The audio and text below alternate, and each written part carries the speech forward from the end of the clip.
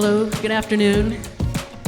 I'd just like to welcome you to our first lecture of the academic year in the Careers in Music and Technology series. I'm Chris Bobrowski. I'm the lead faculty for the Music and Technology program here at the College of San Mateo.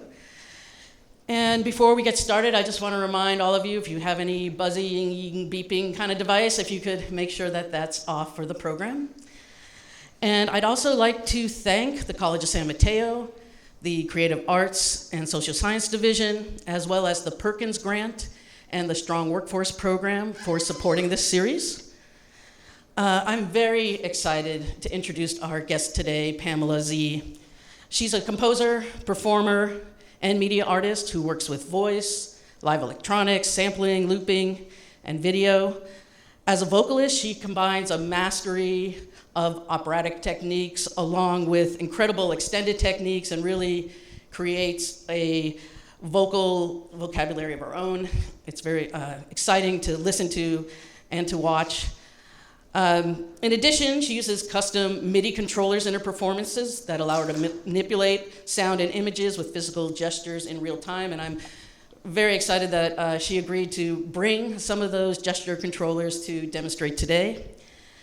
Pamela Z has toured extensively throughout the United States, Europe, and Japan. She's been commissioned by numerous ensembles, including a recent work for soprano Julia Bullock and the San Francisco Symphony, and she's presented her sound installations in museums and venues worldwide.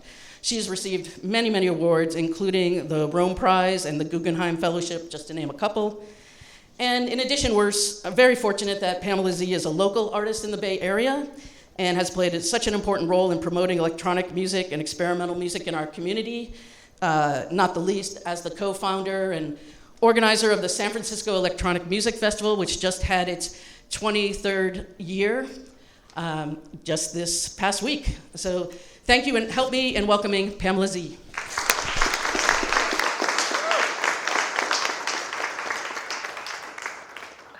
Well, thank you. Thank you so much for having me as a guest. So today I thought what I would do is talk to you a little bit about my practice and the way in which the various ways that it's expanded over the years to encompass multiple disciplines and approaches.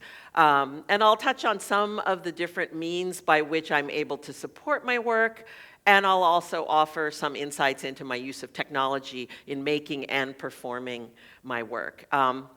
Early in my career, I could have accurately been described simply as a musician, or more specifically as a composer-performer. But over time, my work has expanded to include many more facets, so that I tend to be variously labeled as a composer-performer, chamber music composer, sound artist, installation artist, video maker, intermedia performance artist, and so on. The work that I'm best known for involves compositions for my own solo voice and live electronics that I often manipulate with wireless gesture-controlled instruments. I do live sampling, processing, and looping of my voice in real time to create layered performance works that are sometimes rhythmic and sometimes more abstract and ambient in nature. And I thought, just to give you a taste, I would start with doing a little bit of live performance for you. So I'll just do just a little bit, and then I'll talk to you some more. So let's see here.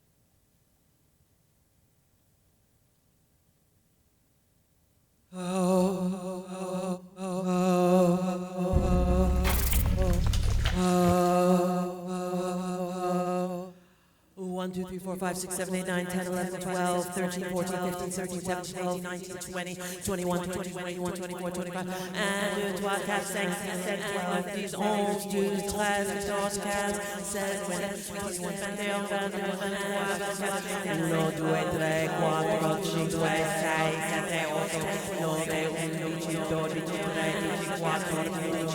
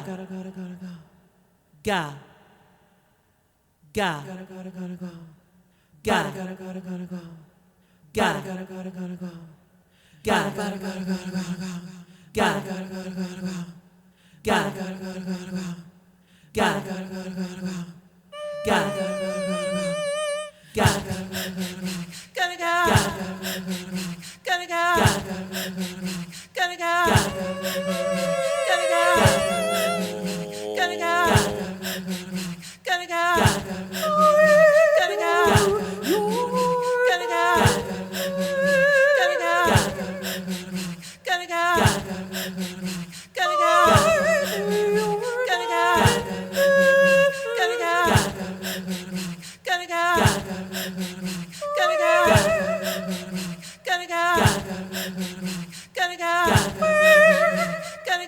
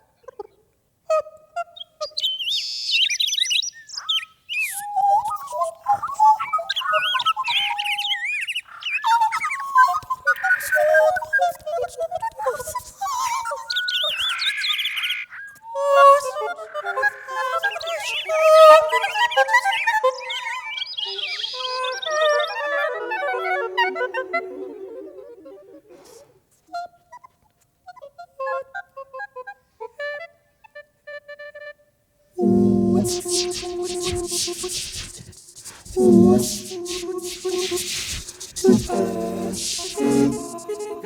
corps physique. Mise en scène. Mise en scène du corps. Énergique. Corps des hommes et des femmes politiques. Son corps spirituel. Son corps spirituel. Mise en scène du corps.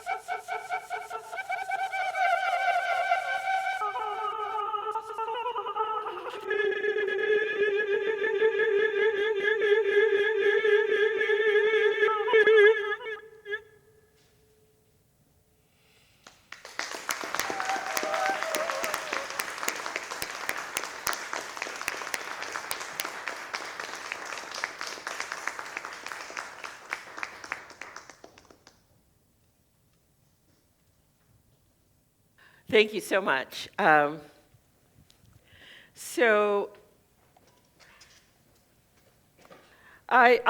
do some more for you in a little bit, like towards the end, and answer some questions about the instruments that I'm using. But I always like to say that I consider my instrument to be the combination of my voice and the electronics that I use. I've been composing and performing works for voice and electronics since the early to mid-1980s. So it's clear that I had to be using different tools back then than I use today. When I first started doing live processing on my voice and playing sampled sounds in performance, I was using separate hardware devices, including a 19-inch wide, like a rack of digital delay units, outboard multi-effects processors, and rack-mountable sampler. And all of these were mounted in a portable but very heavy 6-space rack with a big old Mackie mixer board sitting on top, and everything patched together with a rat's nest of spaghetti spilling out of the back of the rack. But after years of hauling this heavy rig everywhere I went, and often being charged hundreds of dollars in overweight luggage fees, I finally decided in 1999 to begin the long, arduous process of porting all of my electronics functions into software using a program called Max MSP. Now, Cycling 74, the company that makes Macs, had only very recently added the MSP, or Max Signal Processing capabilities, making it now possible for me to perform the kinds of processing functions that my work required in software on an Apple PowerBook. So I began the arduous process of building a Max patch to host all of the processing duties that had been handled by the rack full of gear. And I stacked software delay units in my patch the same way that they had been stacked in my rack. And I even named them after the delays that they were replacing. So this is an image of what the patch has evolved to look like today. So over time, the rapid pace of tech advances and upgrades has proven to be sometimes helpful, but also often a curse, because of countless hours spent in efforts to correct or circumvent problems around compatibility between my patches, plugins, changing versions of the software, and of the Mac OS. And we can talk more about that later, if you like. But I can say that the way I work with voice and electronics in live performance, though consistently evolving in specific tools and technology, has remained surprisingly the same over the years. The first voice and electronics pieces I composed were for my voice and a single digital delay unit. And I developed very early on some techniques of working with delay that persist in my work to this day. When I first started doing these works for voice and electronics, my pieces tended to be short, almost pop song length, like 4 to 7 minute little works that I would perform as kind of a suite to make a concert. But over the years, I became enamored of multimedia experimental theater and performance works and began wanting to work in longer forms. So I started making full evening-length pieces by working in a kind of modular way. I would choose a very large, open-ended subject to build the work around, and then create little segments or vignettes that I would hold together with things like projected image and fixed media text sound collages as a kind of glue.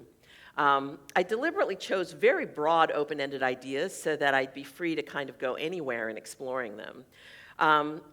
In the 1990s, I made a work about language called Parts of Speech, which took the shape of a sound work and then a performance work and an installation. And I made one called Gaijin in 2001 about the concept of being a foreigner in the place where you live.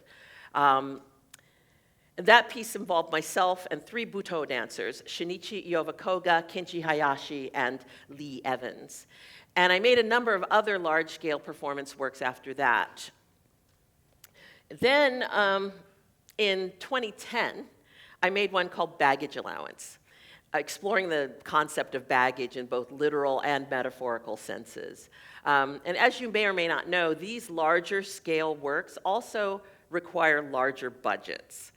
And so it becomes necessary for artists to do some grant writing to support them. And we often get very creative in developing these proposals. And as it turns out, a lot of really interesting ideas come from the language we compose for grant application narratives. I don't know what I was thinking when I made the grant for Baggage Allowance, but I kind of went a little overboard on my proposal, and it turned out to be the most ambitious work I had made to date, because I wrote that I would make a full evening performance work, a gallery exhibition with sound and video embedded in objects, and a browser-based installation that would be not just an online documentation of the work, but an actual iteration of the piece designed to be experienced online. So then, when I actually was awarded the grant, I had to follow through and make all of those things. So the browser-based piece is now non-functioning, at least for the moment, because it was based mainly in Flash programming, which was officially withdrawn from the internet in December of 2020. So now I'm searching ways that the piece can be rewritten for a more current platform. But in any case, here's some short excerpts from the San Francisco and New York premieres of the performance iteration of Baggage Allowance.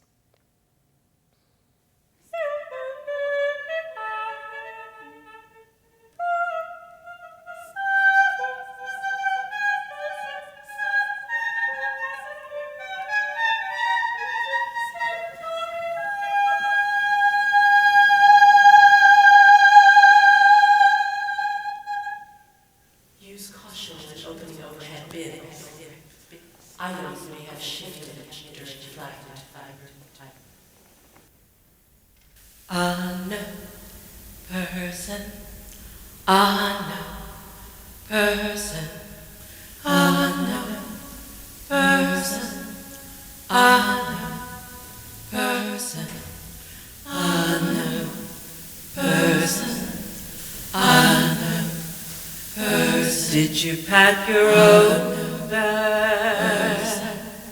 Unknown person. Did any unknown person ask you to carry something? Person, unknown person, unknown person. Has your bag at any time been out of your immediate control? Person, what is the purpose of your travel? Unknown, unknown. 2 pants, 2 or 3 shirts, camisoles, maybe another jacket, a vest. I usually always have a vest. Either warm or wet clothing, 1 or 2 pair of blue jeans folded, and sometimes a pair of pajamas. 1 or 2 skirts, 1 pair of dress pants, 1 pair of jeans, maybe 1 sexy nightie, depending on what's going to happen. Socks. And socks. 6 pairs of socks. Just enough socks and underwear. See, I almost forgot the socks.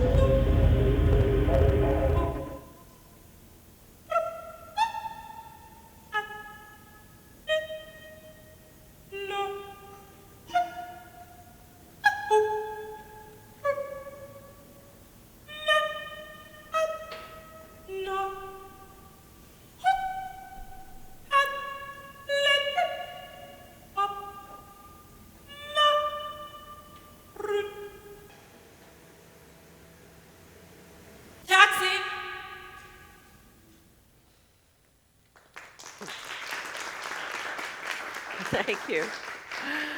So, as I mentioned earlier, baggage allowance was an example of a work that straddled many disciplines. And actually, the first aspect of baggage allowance that I conceived was the installation.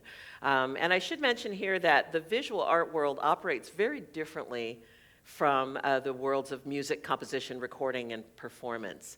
But in this case, I was lucky enough to be offered a solo exhibition at the Granite Museum in Illinois, which had its opening in January of 2010, several months before the premiere of the performance work.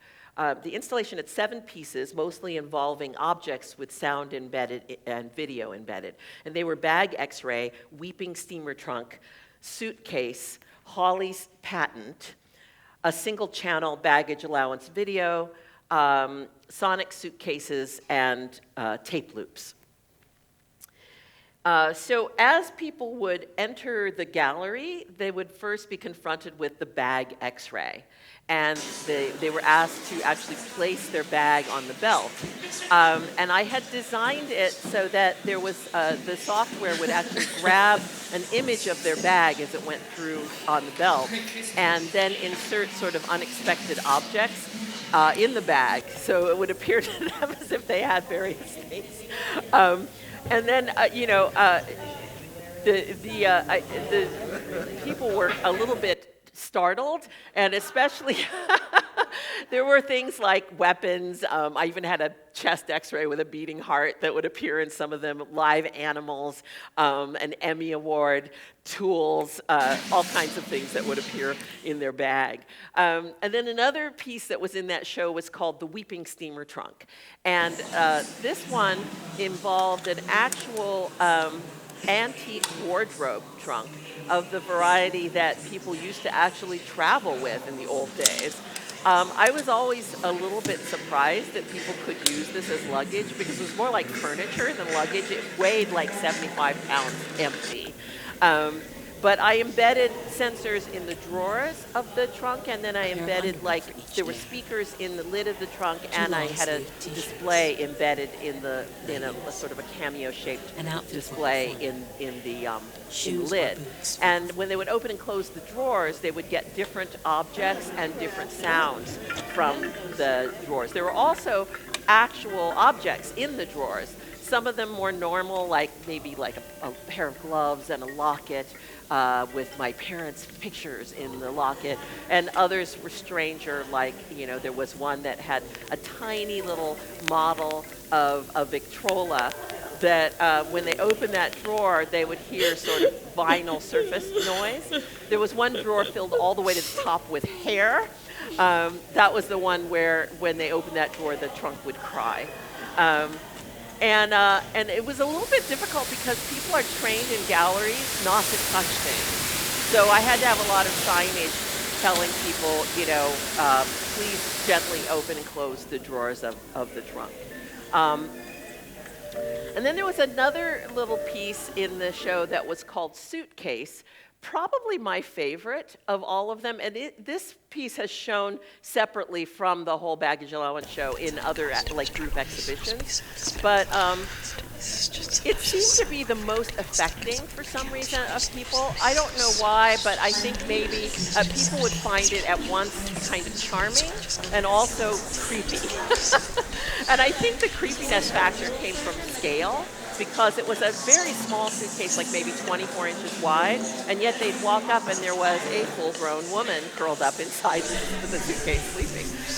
Occasionally when they would get really close, she would wake up and look right at them, and that caused more than one person to sort of jump and maybe like even shriek. But that was, you know, that piece was maybe one of the simpler ones in terms of technically how it worked, but it seemed to really affect people.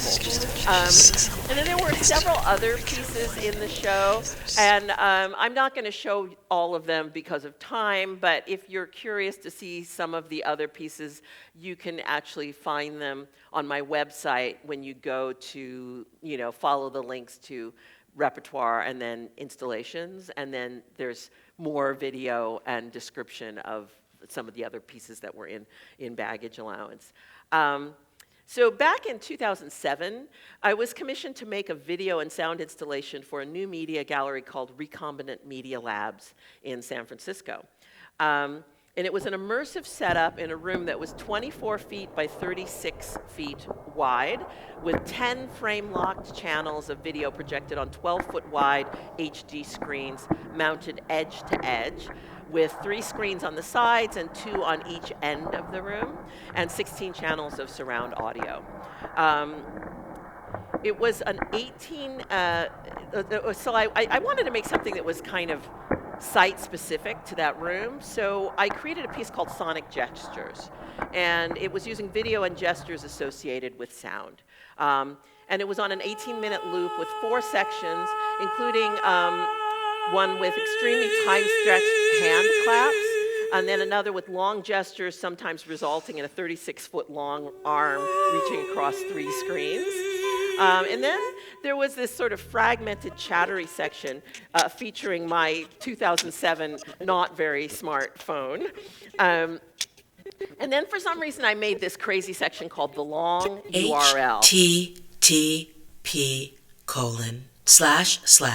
www.due-to-high-call-volume_extremely-long_caret-stick equals, you might want to write this down, comma, all one word, plus sideways frowny face, colon, open parentheses.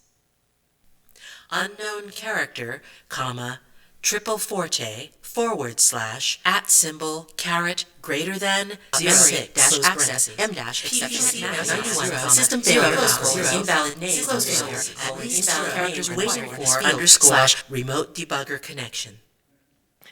And of course, that text that you're hearing was whipping around more and more rapidly around the heads of the viewers in the gallery.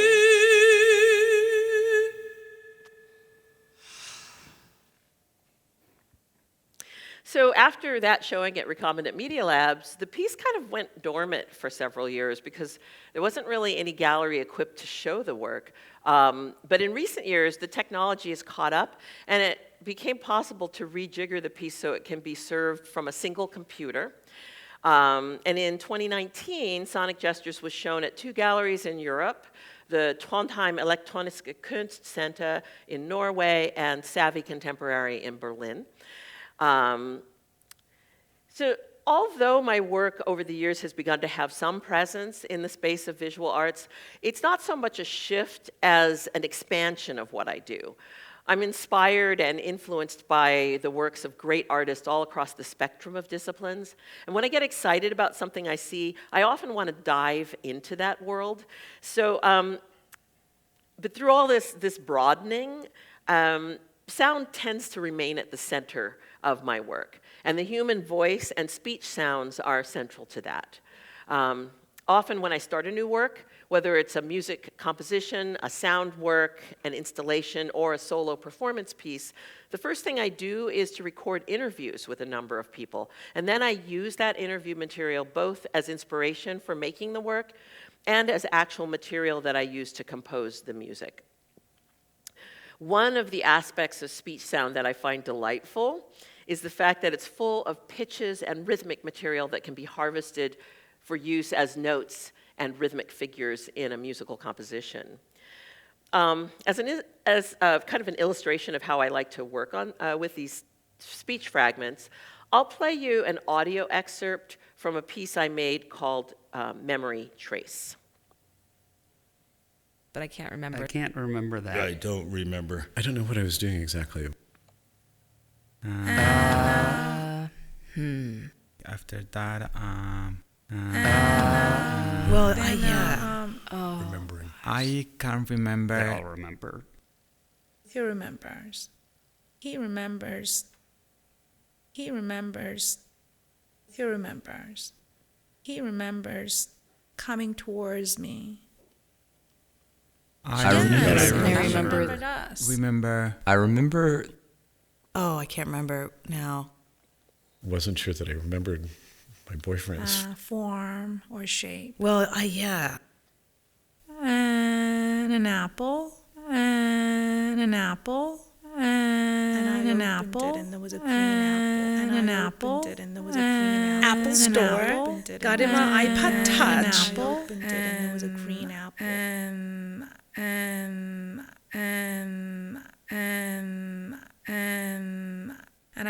we passed my Two were and the I same. we Black passed my pig. I dreamt, and it was drizzling. A clear memory. Absolutely. Yes. Yes. Yes. Yes, Yes. Absolutely. Yes, I make lists.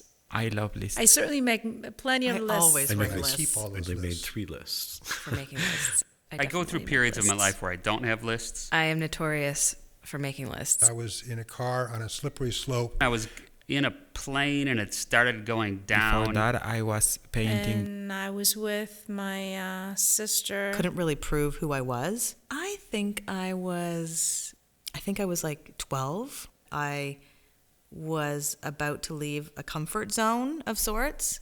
I was sleeping on the floor. I think I was trying to call my dad and prove who I was. I think I was Confused about why I was coming here. I was a spy in a past life. I don't know what I was doing exactly. After that, Well, Remembering. I can't remember. I'll remember. After that,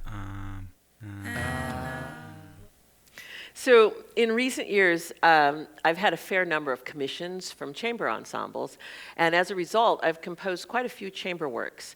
Some composed for chamber ensemble plus my voice and electronics, some for just the ensemble to play acoustically, and most involving some sort of electronics, whether it be live processing I do on the ensemble themselves, or a fixed media part that they play along with.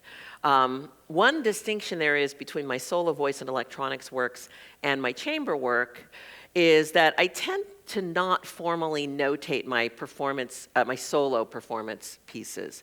But my chamber works always have a written score. Both types of work are composed and have specific set structures, but I always learn the solo works as I create them, so I don't really need a score. Whereas with the chamber works, a score is necessary in order to transmit the instructions for playing the piece to the ensembles. And the score is generated as part of the process of composing the work. In 2012, I was commissioned to compose a work for Kronos Quartet, which was written for string quartet and tape, as we still like to call it. The piece was about speaking accents, and it was specifically about accented English. So I interviewed people from many regions in the US and from other English-speaking countries, and people who spoke English as a second language. The tape part was composed of fragments of their speech, and much of the melodic and harmonic material in the string parts was derived from the pitches and rhythms in those speech samples. The piece was in 12 micro movements, and I'll play you just a short excerpt from the first movement. This is just audio from a live recording of Kronos at the premiere. Born.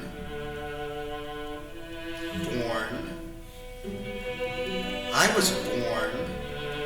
I was born. Born. I was born. I was born.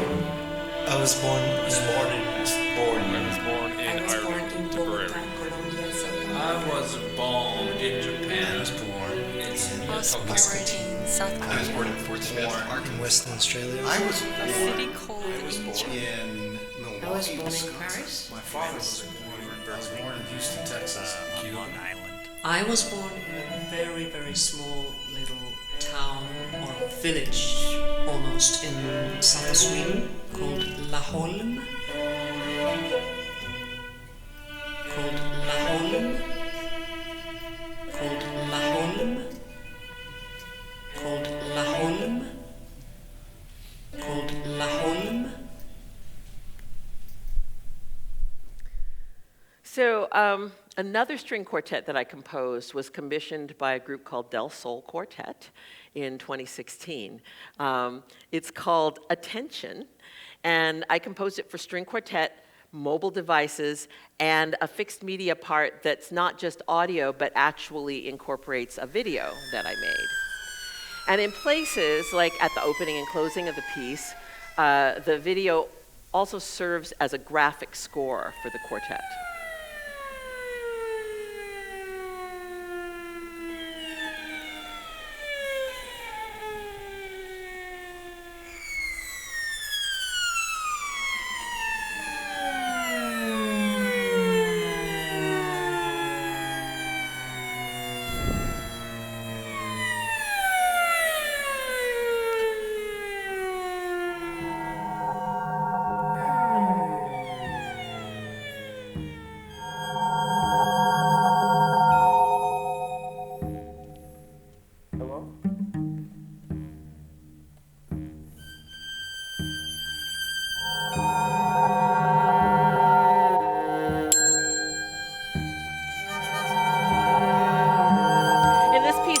About the ways in which our focus and attention are constantly challenged by endless notifications and nonstop communication feeds. And the piece actually requires the quartet to make their way through the piece while navigating a bunch of interruptions. And, the players are kind of forced to split their attention.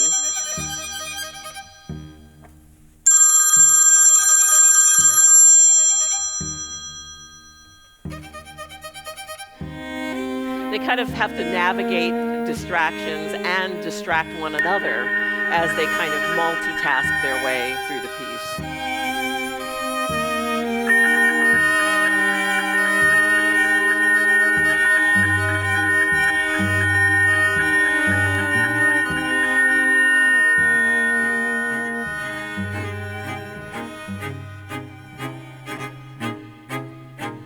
In the premiere, I made use of the Exploratorium's Meyer constellation system to deliver the beeps and bloops of text alerts and notification tones throughout the house, so that at times, audience members feared the sound might actually be coming from their own devices.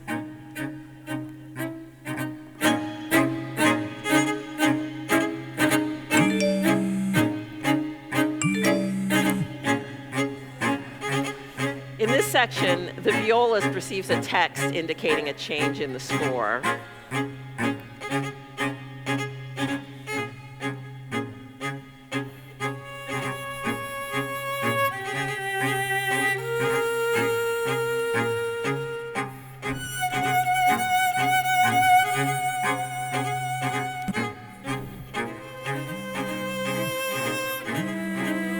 And there's even a section in which the cellist's phone starts ringing, and she actually decides to take the call while trying to continue playing the piece.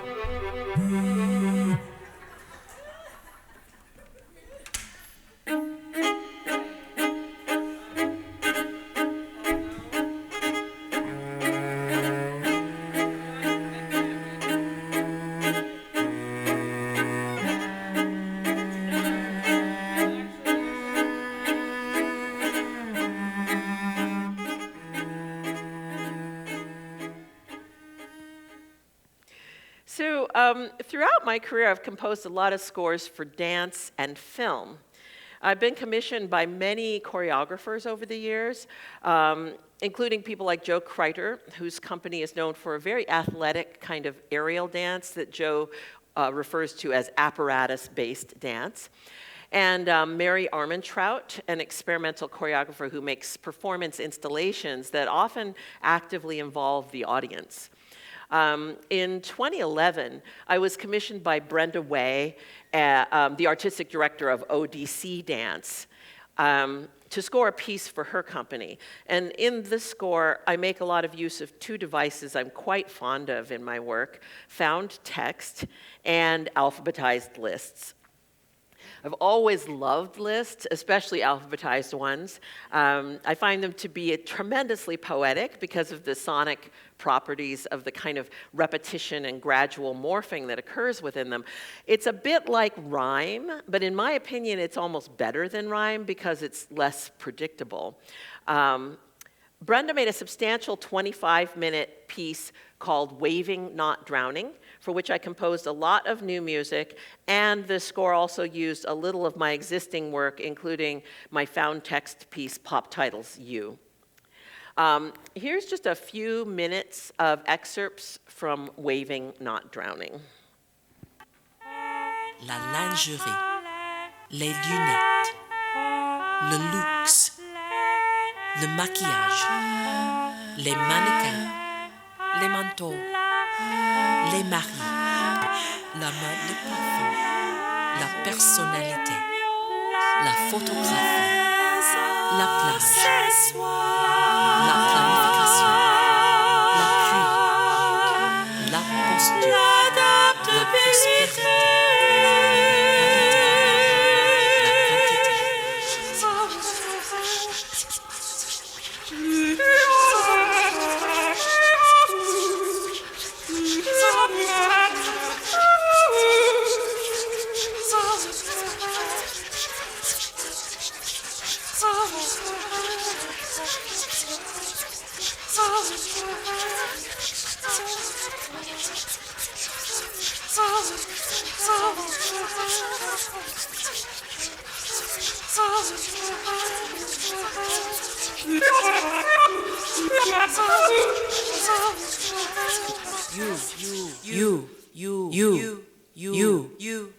You stand out. You started laughing. You started me dreaming. You started something. You started something. You stayed away too long. You stayed on my mind. You stepped into my life. You stopped loving me. You sure got this old redneck feeling blue. You sure know how to party. You sure know how to use the things you use. You sure love to ball. You sure make cheating seem easy. You sure tell it like it is, George Jones. You take a little bit of it home. You take me for granted. Cocktail.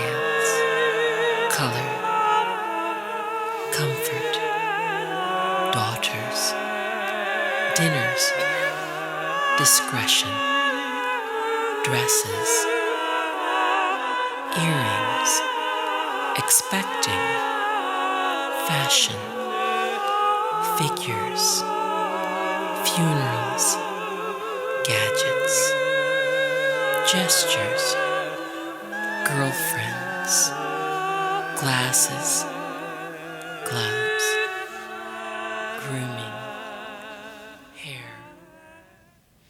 So I was awarded the Rome Prize in Music Composition in 2019, and I was in Rome from September of 19 through March of 2020, when my fellowship year was truncated by the start of the pandemic. I was going to work there on a piece called Simultaneous, exploring ideas around synchronicity and simultaneity. And I started work, as I often do, by conducting a lot of interviews and attempting to interview all the other Rome Prize fellows, as well as some residents and some staff. Although I wasn't able to finish my project while I was there, I did manage to create an installation work using a lot of speech fragments from the interviews I recorded. I installed 21 speakers in the Cryptoporticus of the American Academy in Rome, and I created a spatialized immersive sound work for the Academy's annual Cinque Mostre exhibition. Very, very much overlapping. Different layers. Different layers. And so, so.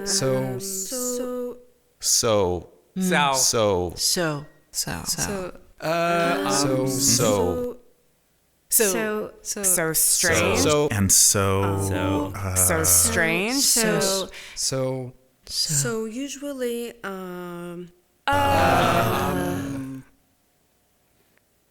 and she and I realized that we were both wearing the same, in that moment, like the same exact pair of flannel pajamas with penguins on them.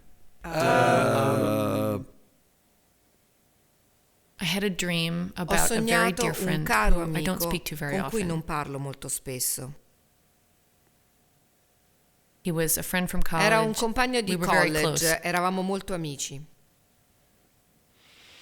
So I was originally supposed to return stateside at the end of summer of 2020, when I was scheduled to present Simultaneous at MoMA in New York.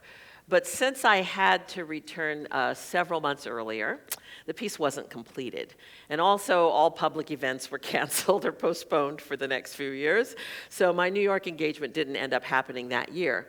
But happily, I was eventually invited to do a studio residency at in MoMA in the what was it called, the Kravis studio.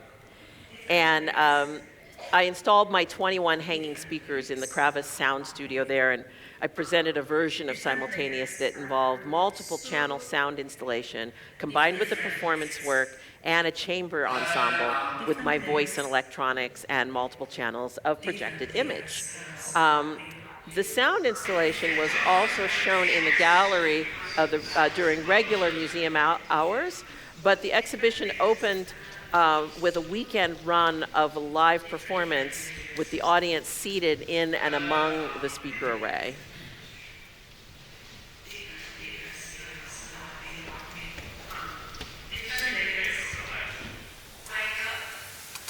Problems? A lot of things at the same time and the same moment. A lot of things at the same time and the same moment. Sort of the same. A lot of things at the same time and the same moment. From the same time. From the same time. More or less Did it at the same time. The same language? More or less at the same time. Question the same things. We are facing the same problems. In the same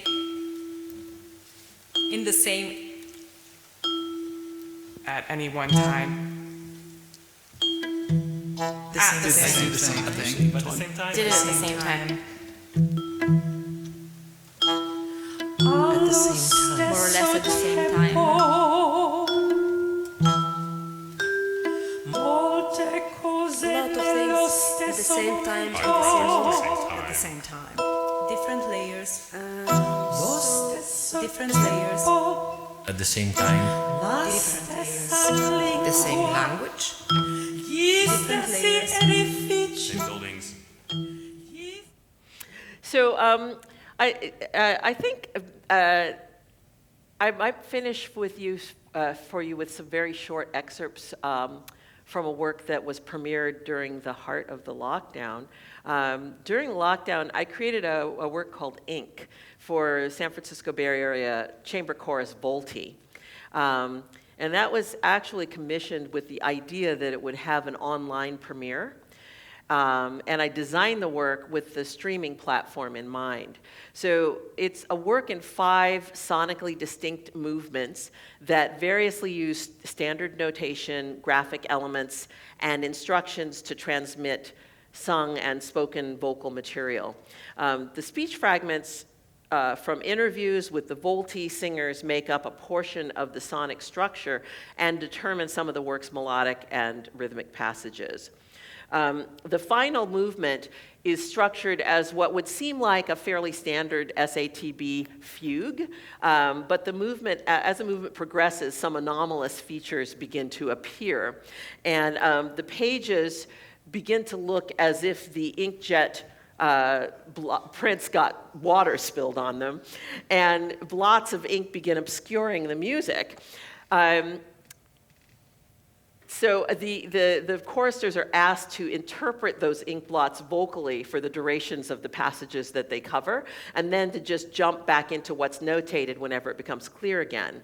At one point, the blots, towards the end, the music is almost completely taken over by ink blots before it returns on the final page to, and then it finishes with like a little splattery flourish at the end. This piece had its online premiere on the 24th of April, that lockdown year, and then I'm going to actually share with you some short excerpts of the beginning and the end of the finished video of this movement, so you can hear the choristers interpreting the ink blots.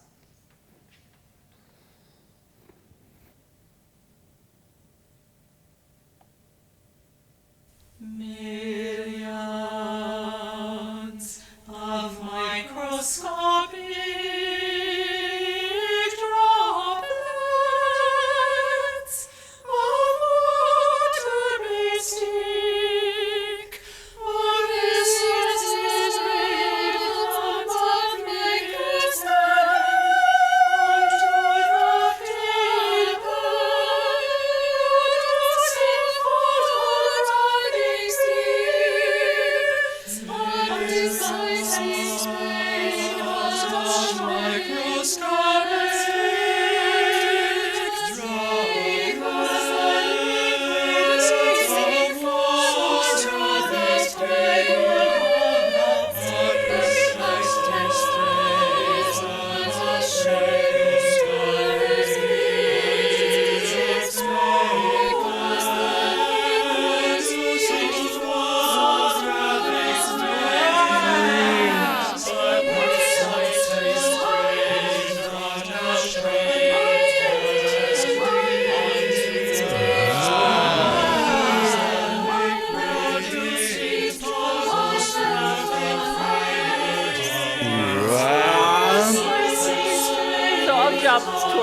Further towards the end, so you can see the ending of the movement.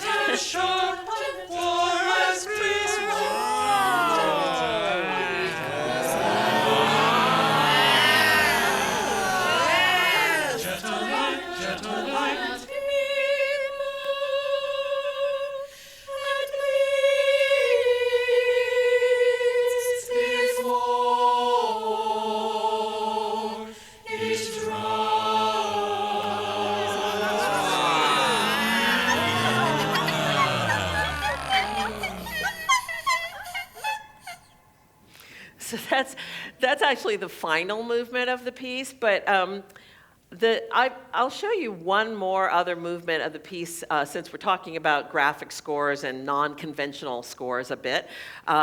The second movement of the piece uses another kind of visual information for the score, and it's a short movement, so I will show you, let's see if I have it here.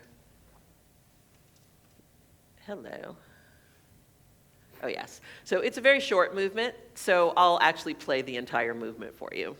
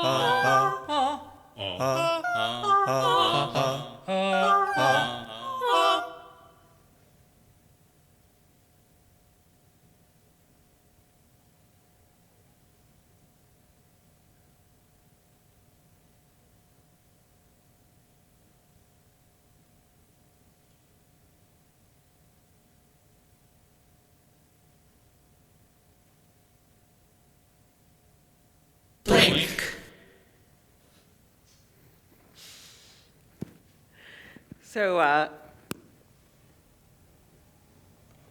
there we have it. That was that was the online version, which actually wound up being one of the things that happened during the lockdown is a lot of times composers had to turn into filmmakers because, you know, the works had to be created so that they would go well as something being seen as just a streaming work. But I did actually get a chance to make an in-person version of this piece, and they did it at ODC Theater the year right after things opened back up. So I think what I'll do to close is I'll come back over here and I'll give you a little bit more demo of what I brought with me, and I'll open it up to some questions if you have questions about the work or about the instruments or whatever. So let me just move back in here and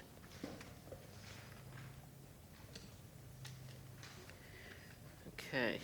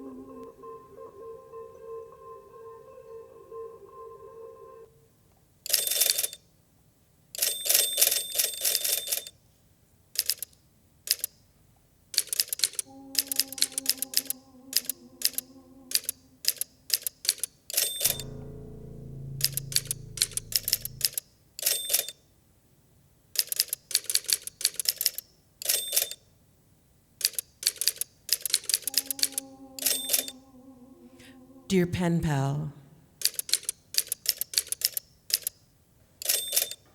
my computer is broken.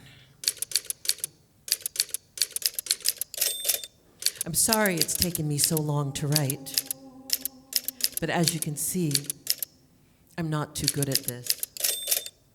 And sometimes I have to backspace over words and type X's through them, because I don't have any whiteout. I hope I get my Mac back soon. Until then, you probably won't hear from me too often.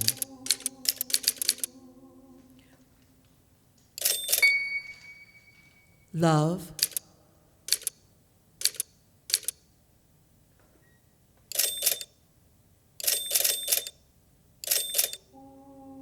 Pamela Z at typewriter.com.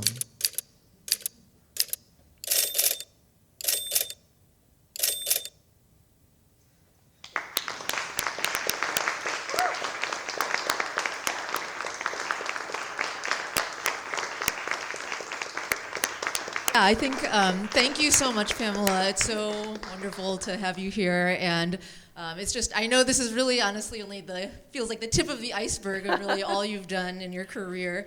Not to mention all the presenting you've done of your own music series and your involvement in SFEMF, which Chris mentioned. But with the time remaining, yeah, we wanted to open up to questions for all of your questions, and we have a little... Thank you for the amazing performance. So I'm in the MUS 292, the sound creation class, and we have next semester, I think Chris is teaching the makerspace-ish. I feel like there was a lot of inspirations for... Yes, we'll be offering the new interfaces for making music class. We'll be getting into Max. So if that was something that interested you, I'd highly take a look at that. Recommend take a look at that. So my question is, if you can explain what you brought here and how it works. Sure, I'd be happy to. So these are all, these gesture-controlled instruments are all, they're all sensor-based. So, and you know, that's kind of the way it is with all of them, from way back in the days of the theremin and from the days of like Letitia Tsunami's Lady's Glove. All of these instruments are about they're about sensors. And it's just a matter of using different kinds of sensors that are looking for different things, and then you use those to change the input that they get into numbers that become basically MIDI messages. So this one here uses ultrasound. It's the same. It's actually the same ultrasound that's used in medical applications. So it's like when you go in the hospital and they're looking for your tumor or your fetus or whatever you have. It's looking for mass, essentially. And so on this one, you can see that there's two little nodes on each side. One of them is actually sending out ultrasound, and the other one's looking for ultrasound. And so when I put mass here, it knows how big this is and how dense it is and how close it is because of how quickly that sound comes back. And this is a very directional thing. So it's actually making a sound. And if we get really quiet, if I point this at you, it's so directional that you can probably, do you hear it? It's not looking, you're probably a little too far away to affect it, but I'm just saying that it actually is making a buzzing sound that you might hear. Well, I don't have this set up so that it's going to make a sound right now, but I'll let you come up later and do that. But anyway, it's ultrasound, and so it's sending out this sound, which you can hear if it's pointing right at you. And when I get close to it, here, let me just. And it's just making numbers, and so the decision as to what those numbers do is made in my Max package. And so for each piece, and actually sometimes each section of a piece, I have presets that pull up different things, like it might tell this thing to make notes, or it might be just like affecting, like putting pitch bend on a note that I make, like maybe on this side I'm making a pitch and this side I'm bending it, or it might be affecting the processing on my voice. It just changes whatever things that I ask it to change in here. This one is very similar, but it uses infrared light. And you can see on top that there's 4 little channels of sensors that it can use. And each one of them is sort of working almost just like this. It's shooting out infrared, and then the other one's looking for it. And so where my hands are, decides what numbers this is creating. I would say that the first iteration, so these instruments were built for me by a very dear friend and collaborator named Donald Swearingen. And the first iteration of this he made for me used visible light spectrum. And that was problematic because every time you go into a different house to play, the lighting will change, you have to calibrate them to whatever the lighting is. And often I would be all set and everything would be calibrated, and then the lighting designer would come in and go, oh, maybe this would be a good look, and then suddenly nothing is working again, and I would have to recalibrate it. And so we decided to switch to infrared because that's not as likely to be in the environment in the amounts that would affect this. And what I found is when we first started working with this one, it was great, there was no interference from anything else. But now all the houses are getting new lighting systems in their grids, and I think there must be something infrared up there. Maybe it has to do with how they control the LEDs. but something is in that spectrum. So now in some houses, when they turn on the lights, I have to actually go through and check and make sure, because I do have to sometimes tamp down like the, just the sensitivity or whatever, in case, because sometimes it just starts going off. But for the most part, this works and I can rely on it. It does not work very well in an outdoor gig, because the sun can't stop the sun. And it's putting out all spectrum of light, and so it can be tricky in sunlight. This one, the ones I was wearing on my hands, they have 3 different sensors in them. They have gyro, accelerometer, and magnetometer. They're really like the same sensors that are in your phone. And so it's looking for the X, Y, and Z attitudes of my hands. And the interface for that, which was written in maps, has a bunch of little buttons and fields that I can fill in, so I can make choices. And because of the 3 different sensors, I actually have 9 different sort of points of, things I can decide. So in each piece, and in each section of a piece, I go through and I have to program like what I want these things to be doing. And so again, just like what I was saying about these, it might be just making notes, like triggering samples, like you saw me do earlier when I did, let's see here.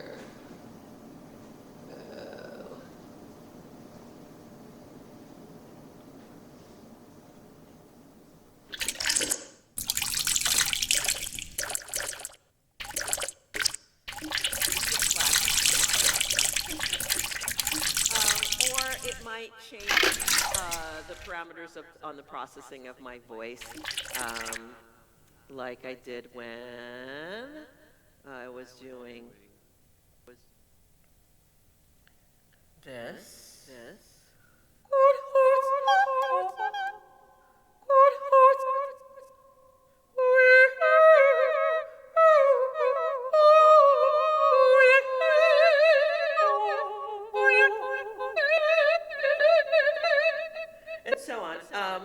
So I can trigger sampled sounds, I can move the faders on, I can sometimes sometimes all I'm doing is just raising and lowering the levels on something that has a loop in it or something.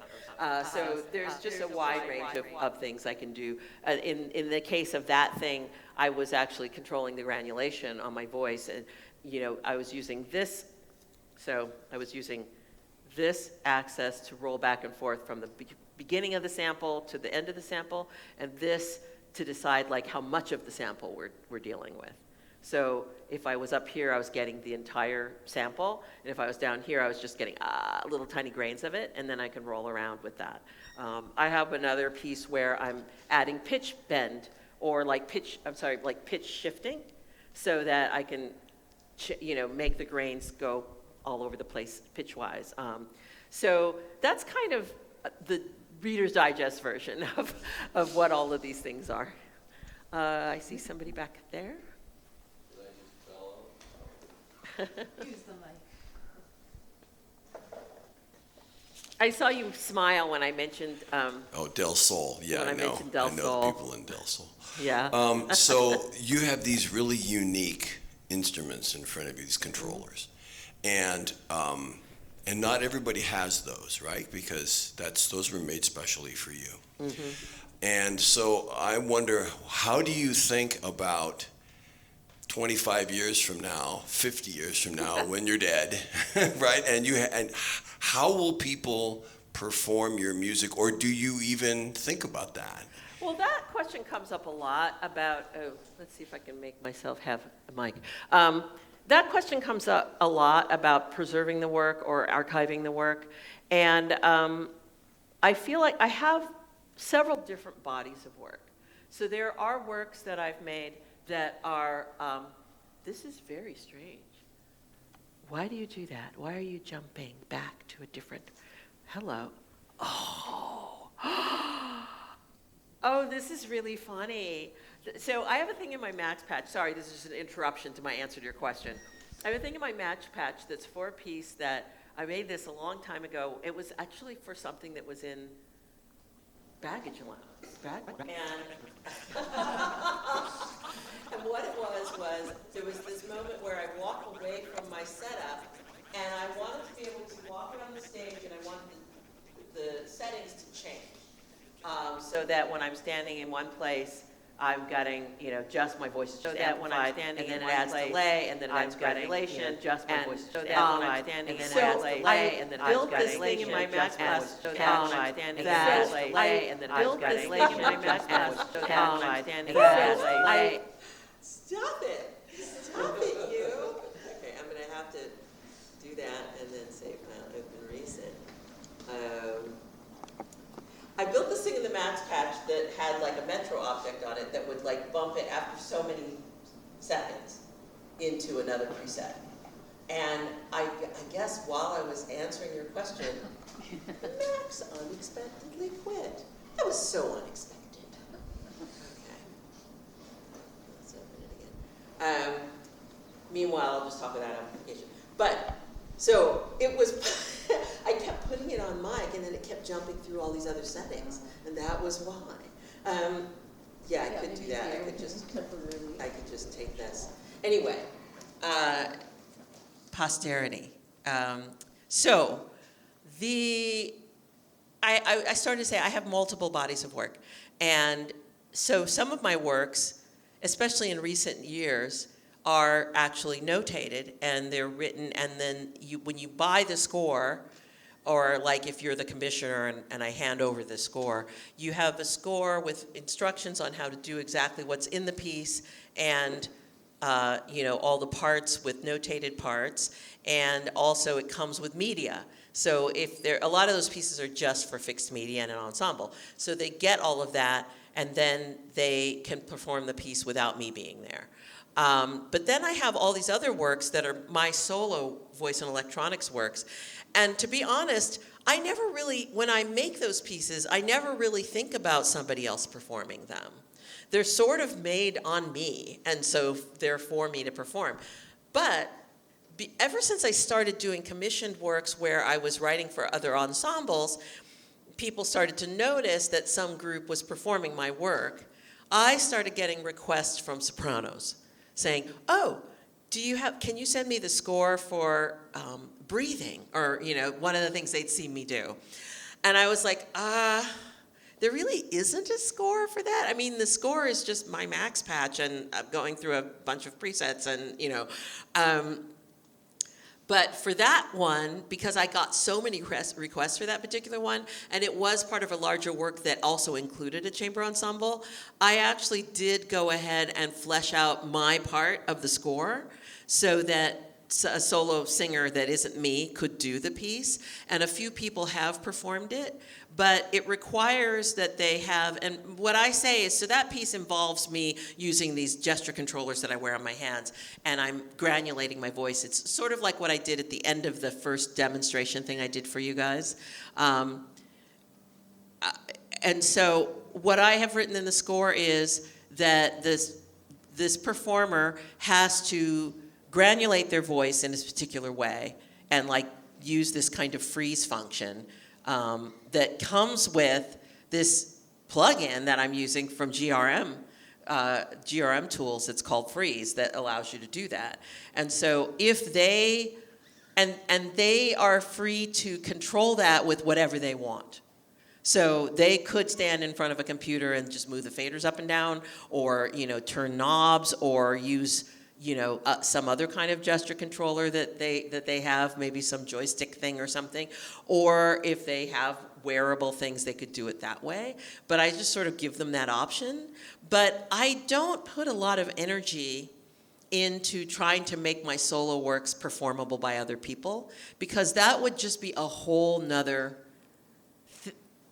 bunch of work that I'm already always so overwhelmed and overloaded with deadlines. I'm always owing people music. I'm always mounting performance works, or traveling, or doing this and that, and it's just a whole. It's just a whole thing that I can't really. So, but we live in an era of everything being documented. So I feel like now, for those works that are not easy to notate and that not everyone has the tools to do them, they will just be going into history by people looking at recordings of me doing them.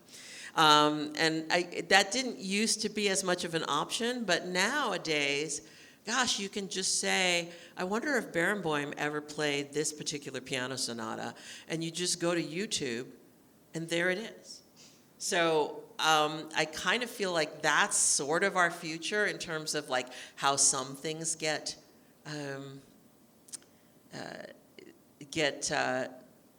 archived, you know. The other thing I would say is I've had people come to me and say, I'd like to play this or that piece of yours.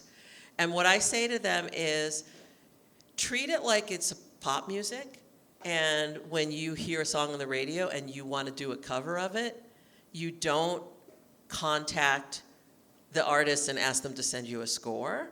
You just like figure out what the chords are and you learn a cover tune. You know, you make your own arrangement. You figure out how to do it. And so I always tell people, if you want to listen to my recording of it and figure out how you can do something that is an approximation of that, you have my blessing. Let them do the work. I don't know if that answers your question very well, but. So some things are really made for you to do in your time, in your space, and whatever, and other things are made to be notated and maybe performed. Who knows? Hopefully, I mean, I assume you hope that people will play.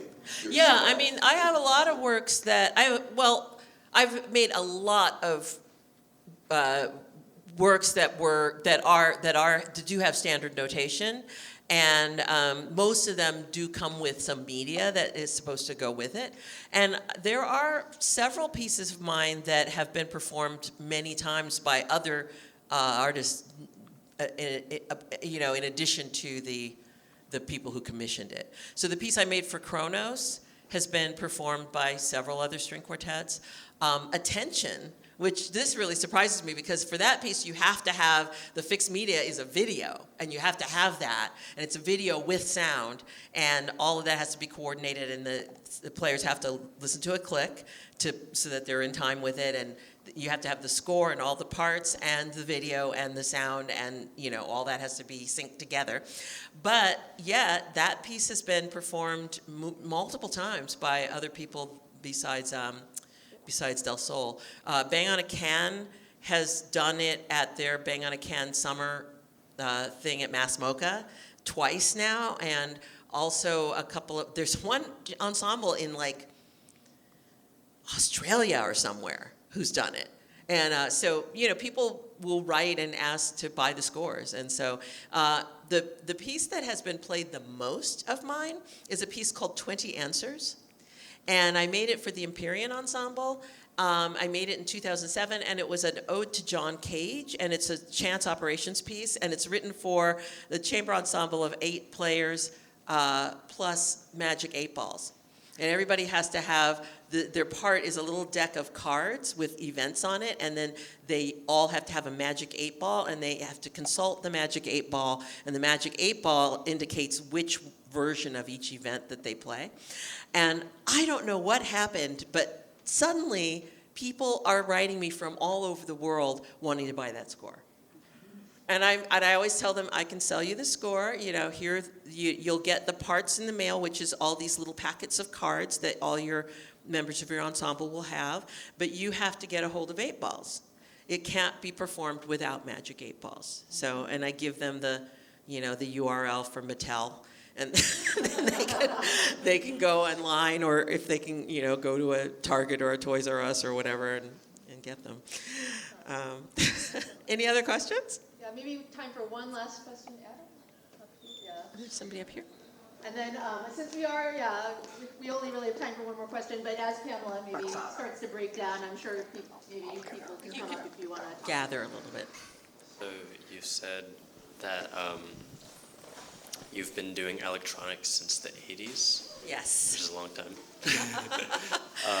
And I was curious, like, I imagine you were a vocalist before you became interested in electronics, and like, when you discovered, I guess, what you could do with electronics, what was that process like for you? Like, well, that is actually a very, very specific story, and I'll try to make it brief because I know we're kind of out of time.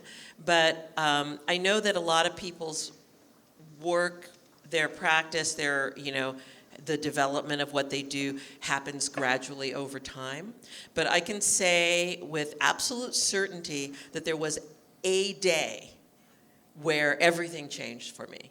And what that was I had been a voice major in college, and I could sing opera arias and art song and all of that, but I was making my living playing like as a singer-songwriter in clubs. And I was actually like playing the guitar and singing songs, some of which were songs I wrote and some of which were cover tunes. And that's how I was making my living. But I was dissatisfied with what my work was like, because I sort of just gradually came to the point where I was no longer listening to really very conventional music. I was much more interested in experimental music and avant-garde music. So what was on my turntable did not match what I was actually doing to make a living. And so then I went to this concert, and it was Weather Report. I don't know how many of you know the sort of jazz fusion band Weather Report from the 80s and 90s. And so this was probably like the early 80s, maybe 82 or something. I went to a Weather Report concert. Jaco Pastorius was still alive at that point. There was a moment in the concert where all the rest of the band members left the stage, and they left Jaco alone on the stage, and he just had his fretless bass and a little stomp box. And he did this solo where he was looping his bass and then playing over the top of that. And I'm telling you, I mean, now you can't throw a stone without hitting a looping performer. But in those days, no one was doing that. It was not a thing yet. And I just was like, what is happening here? And so I went to a music store the next day, and I said, this guy had a thing, and he played, and then it would come back, and he said, oh, that's a digital delay. And I said, I'll take one, please. And he said, you probably don't want what Jaco had, because he had a little guitar stomp box. The sampling rate is terrible, and your voice is not going to sound good going through that. So I'm going to sell you a rack-mountable digital delay that has... And at this time, I mean, this was before CDs. So, this whole thing about 44.1, sampling rate, it was like that he had to explain that to me. Like, this is, this thing has a high sampling rate, so your voice, the recording it makes of your voice is going to sound good. However, memory was terribly expensive at that time. So in order to have a high sampling rate, you only got I had that delay that I bought had 1 second of delay. That's how, it was like a 1,000 millisecond delay. I took it home, and my poor neighbors, I never went to bed that night. And I just was like, okay, this is what I'm doing now. So I basically, overnight, jettisoned everything I was doing and started working with layered pieces that were processing my voice in real time.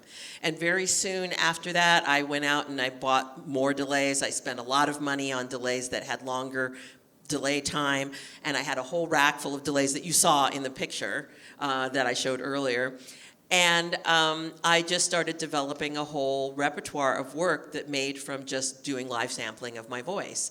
And it just changed, but that one night of playing with that delay, it changed my whole way of listening to sound, because I became much more interested in texture and timbre, gradually changing processes, layers, and so my work broadened to be more about texture and timbre than about rhythm and melody.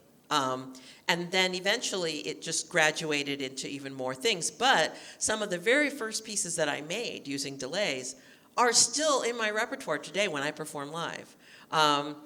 And so in my case, it was like kind of an overnight thing where I just like went from like a person who's not doing this kind of thing to a person who's like totally doing only this, you know. So that's my I tried to make it short answer. Sorry, we're probably way over time. No, this is so bad. You had no idea Jacques was such an influence. I know, and it's weird. I say he wasn't really that much of an influence aesthetically. I mean, I loved what he did, but what was really the influence was this idea of being able to build these textures and layers in real time. And I was like, oh, you can do that? Huh? Well, that's what I'm going to do. Literally overnight. Yeah. Well, thank you so much, Pamela. And